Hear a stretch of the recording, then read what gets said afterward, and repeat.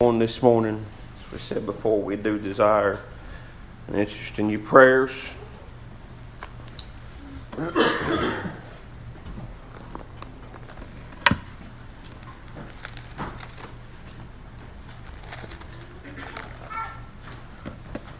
I, like many others I know, have several people on our heart this morning in different circumstances that stand in need of God's intervention.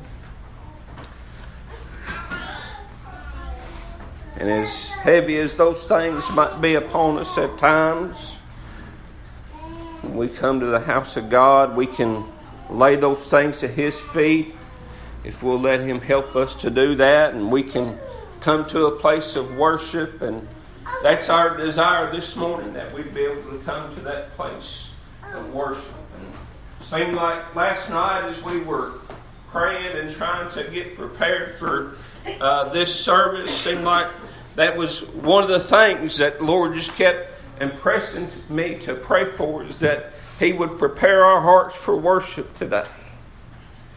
We want to take a reading this morning out of the book of Mark in chapter 2. The book of Mark, chapter 2. And I know that I've heard this text probably preached many times before, but never preached from it myself, never had that leadership. The book of Mark, chapter 2, beginning at verse 1. And again he entered into Capernaum after some days, and it was noised that he was in the house. And straightway many were gathered together, insomuch that there was no room to receive them. No, not so much as about the door, and he preached the word unto them. And they come unto him, bringing one sick of the palsy, which was born of 4. And when they could not come nigh unto him for the press, they uncovered the roof where he was. And when they had broken it up, they let down the bed wherein the sick of the palsy lay. And when Jesus saw their faith, he said unto the sick of the palsy, Son, thy sins be forgiven thee. But there were certain of the scribes sitting there, and they reasoning in their hearts, Why doth this man thus speak blasphemies? Who can forgive sins but God only? And immediately when Jesus perceived in his spirit that they so reasoned within themselves, he said unto them, Why reason ye these things in your hearts? Whether is it easier to say to the sick of the palsy, Thy sins be forgiven thee, or to say, Arise, and take up thy bed, and walk? But that ye may know that the Son of Man hath power on earth to forgive sins, he saith to the sick of the palsy, I say unto thee, Arise, and take up thy bed, and go thy way into thine house. And immediately he arose, took up the bed, and went forth before them all, insomuch that they were all amazed, and glorified God, saying, We never saw it on this fashion. Now, correctly read, that's the 1st through 12th verses there in that second chapter of the book of Mark. And I want to kind of set the scene just a little bit, if the Lord would help me to this morning. You'll notice there in that first verse there, it said that, and again he entered into Capernaum.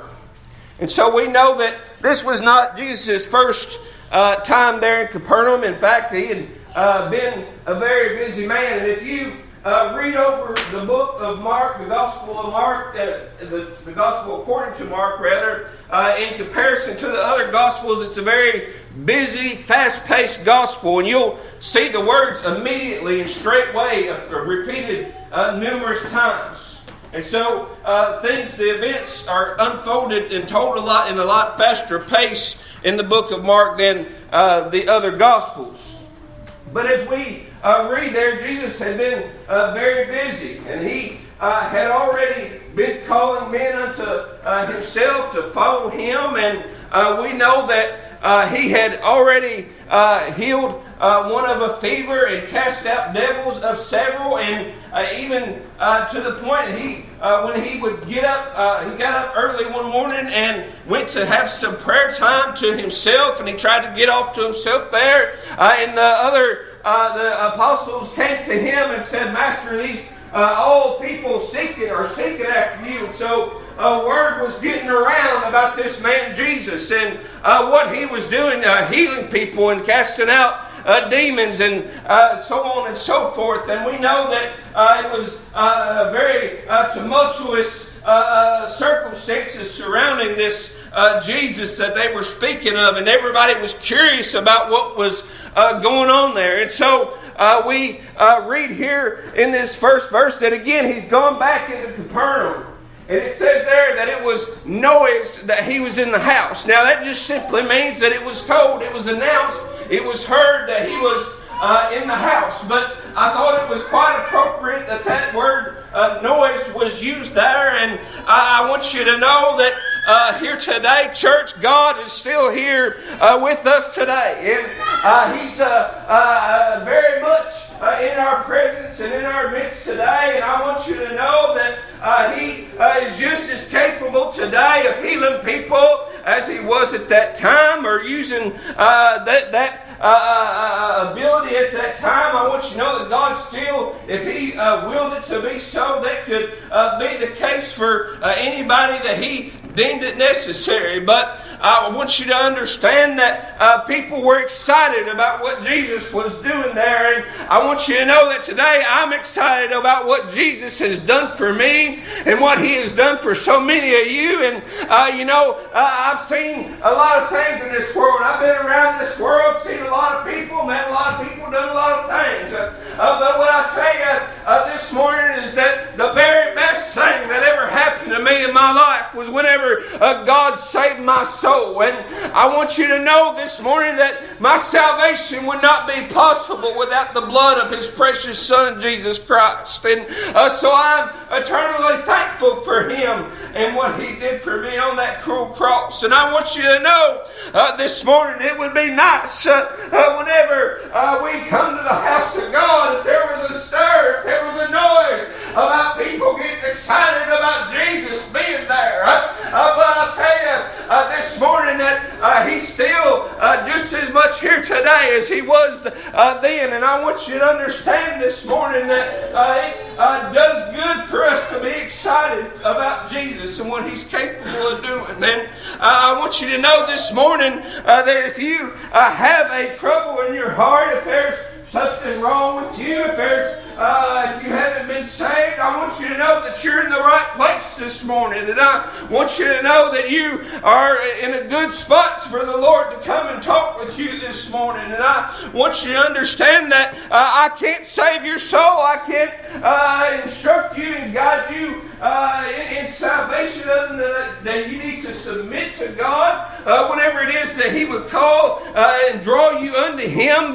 And I can't tell you that you need to be a preacher. I can't tell you that you need to be a deacon. I can't tell you that you need to unite with a certain church. But I tell you what, we are in a place this morning where that God can and will tell us those things. So these people were excited. It said that there were so many packed in to that house there. And it doesn't say whose house specifically that it was. But it just says the house there. The first time that he came to Capernaum, he preached in the synagogue. But he's there in this house. And it said that there were so many people there that they couldn't even get in through the door. And they were just all wanting to see and hear about this Jesus. And I can just picture in my mind all the people just gathered and piled in there together, just curious about what this man is teaching and preaching and how it is that he's performing these miraculous healings and so on. But we read there how that he didn't just immediately start healing people in this particular interaction. He preached unto them. He shared the good news, the gospel of Himself unto these people. And he began to preach and to teach to them there. And it said there that there was a man who was sick of the palsy, and that I want to, we see some common ailments mentioned specifically in the Gospels. This man was not deaf.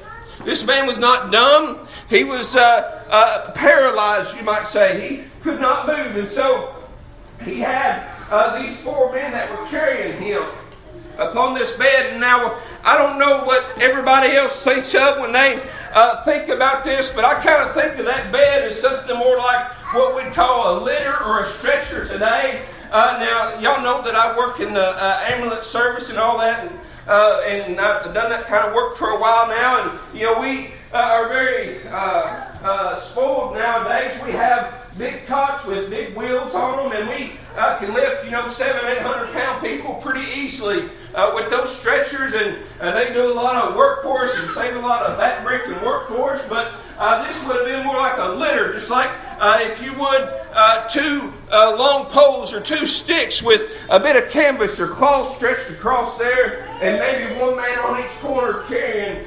this paralyzed man. But they've heard of this man Jesus, and they've got their buddy here who's paralyzed, and they want him healed.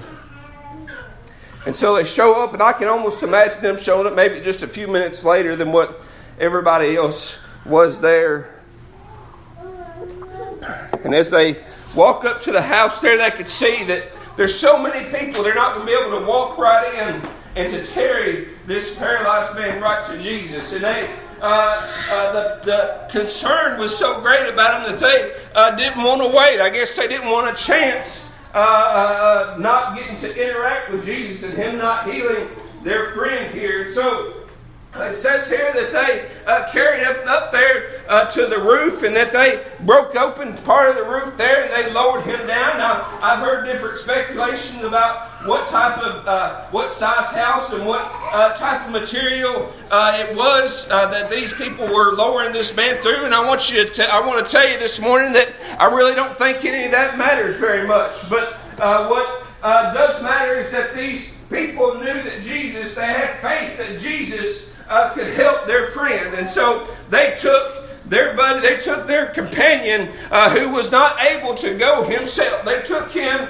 and they carried him up onto that rooftop. And no doubt, I don't know if any of you have ever tried to carry somebody on a stretcher or a litter before, but they get quite heavy, and it's quite a bit of work if you are going any distance at all. But they carried him up there, and they got him on top of that roof there, and they lowered him down right there close to Jesus, where Jesus was up preaching. And we read where that whenever Jesus saw the faith of their friends, he said unto the sick of the palsy there, thy friend, thy sins, my son, thy sins be forgiven.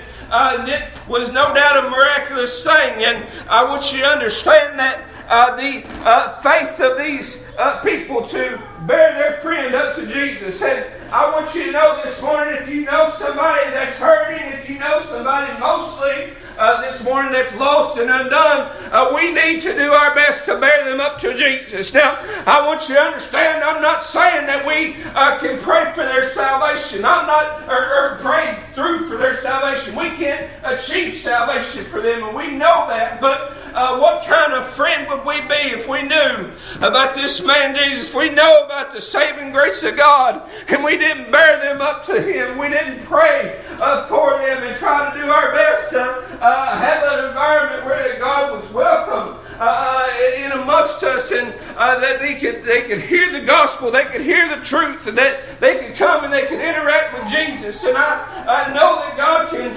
come and be with you anywhere. I know that God can convict and can save somebody anywhere. I'm not discounting any of that. But what I'm saying this morning is that we need to do our best to show our friends and tell our friends and subject our friends unto Jesus. And I want to say this morning, if you know somebody that doesn't know Jesus, and you have hesitated maybe in telling them about your salvation experience and telling them about what Jesus has done for you, I want to ask you this morning if you reconsider that, because I want you to consider that they might might be just the person that they're waiting to hear about this good news from, and you might feel like I just can't do that. I really don't know if I can have that conversation with them or not, but I pray that God would burden your heart for that, because there's far too little of God's people there's far too many of God's people being bashful and backwards about what God did for them. God saved my soul when I was a little boy, and He saved me from hell, and He saved me from a life of anguish and difficulties that were consuming. He saved me from so much. And I know that He did the same for you. So won't you tell others about what He did for you? And I want you to know that He was able to say that to that man that was paralyzed. And there was all those people gathered around there listening to Jesus preach. And even while He was dealing with that paralyzed man, and He was dealing with his friends, and He was preaching, He still was able to discern what was going on in the hearts of some of those that were in that place. It said there that the scribes, they began to reason in their heart. Now you might think, maybe just the first time you read over that these men started to talk amongst themselves about who is this man Jesus, and how is that He's declaring that He has the power to forgive sins. But those were not audible words spoken. These men were thinking that in their mind. So friend, I want you to understand today, as we're gathered right here at Unity Missionary Baptist Church, and God is preaching me and He's helping me to preach, I want you to know that He's able to discern your thoughts this morning. He's able to discern your heart. And He knows that whether it is that you in your heart are rejecting Him or are fighting back against Him, He knows that this morning. And you might convince yourself, well, I'll smile at the preacher, or I'll shake the preacher's hand and it'll be all right. Nobody will know that inside I'm hurting, or nobody will know that inside I'm struggling. I'm fighting back against what God would have me to do. Friend, you're not fooling anybody. You're not fooling anybody, not even yourself, if you want to be honest with yourself about it. God knows. He knows everything about you. Don't waste your time thinking that you're going to pull something over on Him. Don't waste your time with that this morning. Satan will let you try to believe that. He'll let you think, well, if you just sit there real still like, and you smile every now and then, maybe the preacher won't pay a whole lot of attention to you. Friend, it's got just as little to do with me. What goes on between you and God is what you are accountable for. I'm accountable to Him for what my obedience to preach, what He's instructed me and guided me to preach, and for the duties that He would have me to do as pastor here. But this morning, friend, I want you to understand that whatever God communicates to you, you are responsible to Him for. Just as these scribes, these naysayers, were accountable in that moment to Jesus. Who is this man saying that He forgives sin? He's committing blasphemy. He's making Himself equal to God. And there in the midst of all this going on, Jesus perceived what was going on in the hearts of those.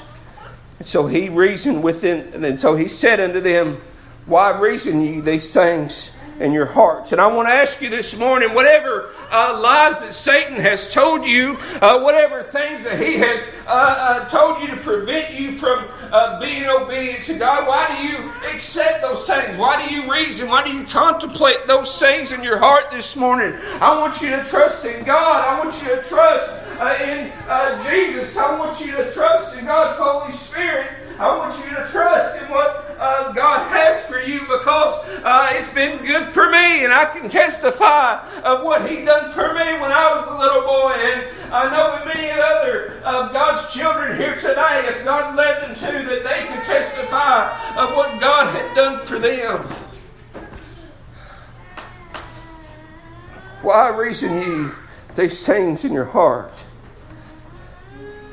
So whether is it easier to say to the sick of the palsy, thy sins be forgiven thee, or to say, arise and take up thy bed and walk, but that ye may know that the Son of Man hath power on earth to forgive sin, that he saith to the sick of the palsy, I say unto thee, arise and take up thy bed and go thy way into thy house. And we don't know how long that this man had been paralyzed. I don't know the circumstances behind how he came to be paralyzed. If he was born that way, I don't know. It doesn't tell us that. But I can imagine probably just any period of time of being infirm in this capacity. It would have been a great relief to be able to leap up from there to take up the bed, and Jesus commanded him to be able to walk out there. And it said there that the people had never seen it in this fashion before. They'd never seen one come this way before, and to preach and to teach and to heal with this authority as Jesus did. And he surely was, as was told this morning in Sunday school. We talked about him fulfilling prophecy. He was doing just that as he came forward and doing his work here on earth. But I want you to understand this morning that sometimes we get caught up in tradition. And before you say, well, now wait a second, preacher, we don't do that here. I want you to just throw that to the side for just a moment. And I'll tell you, we all get caught up in emotion sometimes, and we get caught up in thinking things got to be A, B, and C. But I'll tell you this morning, I pray that God would be able to work in the way that he would work in this house, and that we would be open to it. And it may not be just the same way that it's ever been before. It might be just a little different. But I tell you this morning that God is God. He is almighty. He is all powerful. He is omniscient. He is omnipresent. He is omnipotent. And he has the right to do things in whatsoever way that he pleases. Far be it above me to say that it's got to be X, Y, and Z each and every time.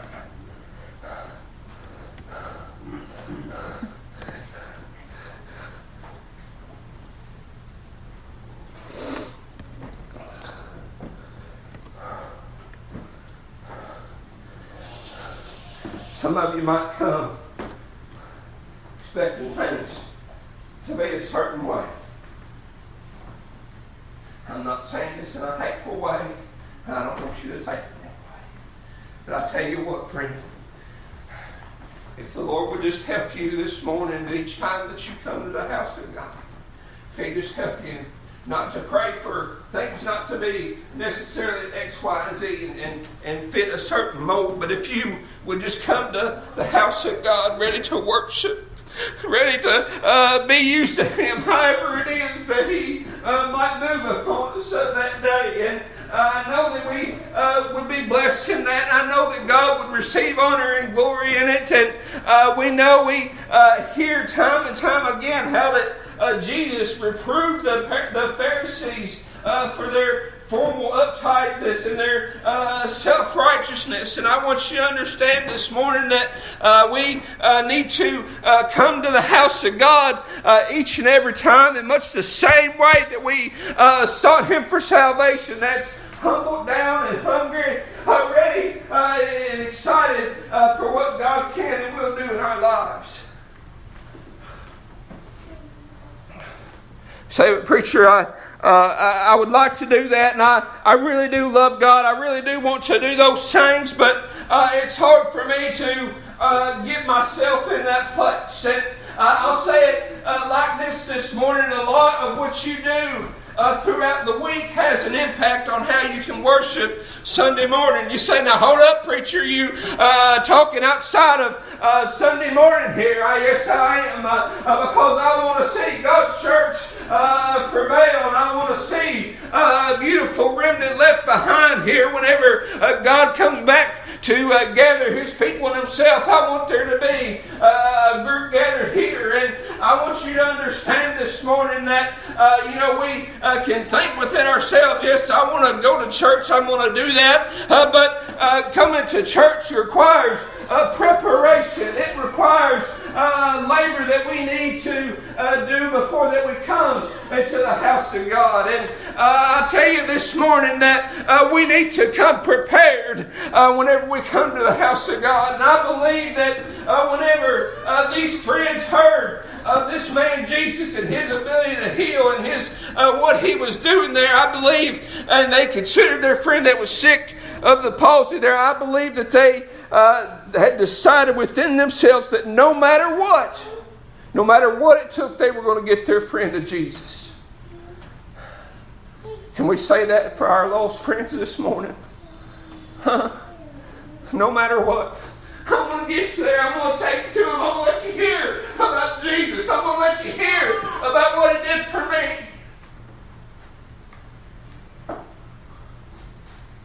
A lot of times we say, well, we do bring the lost around, but what about the cousin that's a drunkard? Or what about the person that's struggling with some other things? Why don't we bring them amongst ourselves? And preacher, don't you go down that road. But listen, friend, I'm here to tell you this morning that if God loved you and He loved me in our sinful ways enough to save our souls, He's willing to love those other people, even when you're not able to love them, even whenever you're not able to like them. God is able to love them and to save their souls and to draw them to that place of repentance. It's not ours to restrict the gospel to anybody.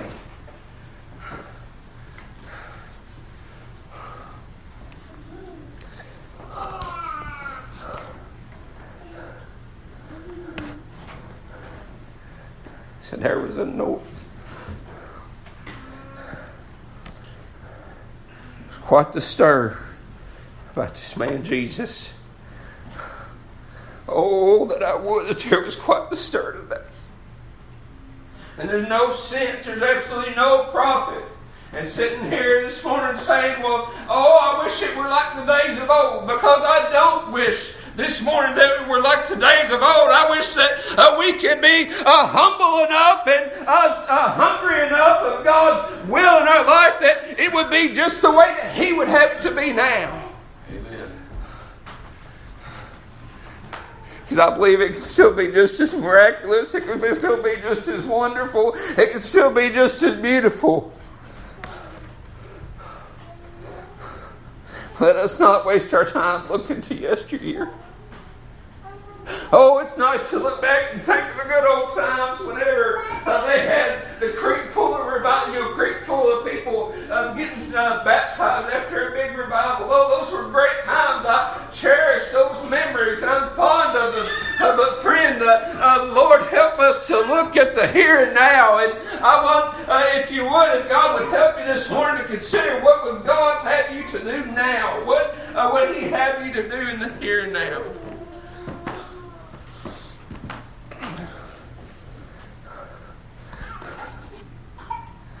And whenever you bear your friend, whenever you bear your loved one up to the Lord, and maybe He starts to work on them, and maybe it doesn't start going exactly the way that you think it ought to. You say, now, preacher, you be careful. Listen to what I'm saying this morning. You might have in your mind a preconceived notion about how it is that God is going to deal with somebody to intervene in their life. I want to tell you this morning, you cannot assume to know the mind of God. And I'll tell you this morning that you need to, after you have done your best to subject them to the Lord and you've done your part, you need to step back and let God do His work. Don't try to assume to know what God wants for that person. Or how, now if He uses you, you be obedient unto that. But don't you go getting in the way of God and how He would have you to go.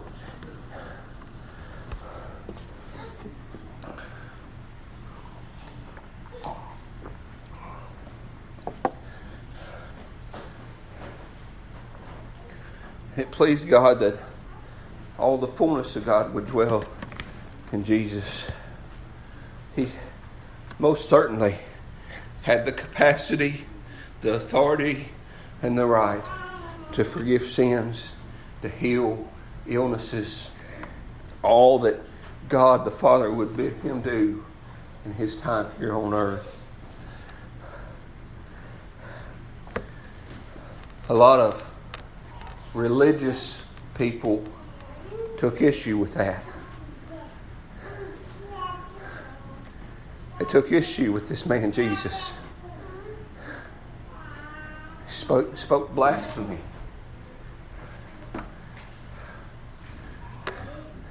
So I'll say this morning. If you get real close to God and you're trying to do your best to get right next to Him, I'm not talking about just saying and professing that, yes, I'm a Christian, I've been saved by the grace of God. I'm not talking about that. I'm talking about you trying to get close to God, where that He can use you and where that He can bless you and strengthen you and guide you in your life, and that you've made Him your center point. I want you to know that people are going to have a few things to say about you, likely. And I want you to understand that you're not going to be popular with this world.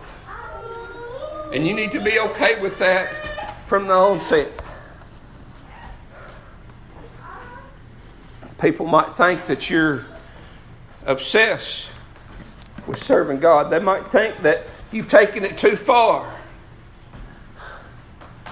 But friend, I ask you this morning, where do you draw the line for the one that gave His only begotten Son for your soul? There's nothing that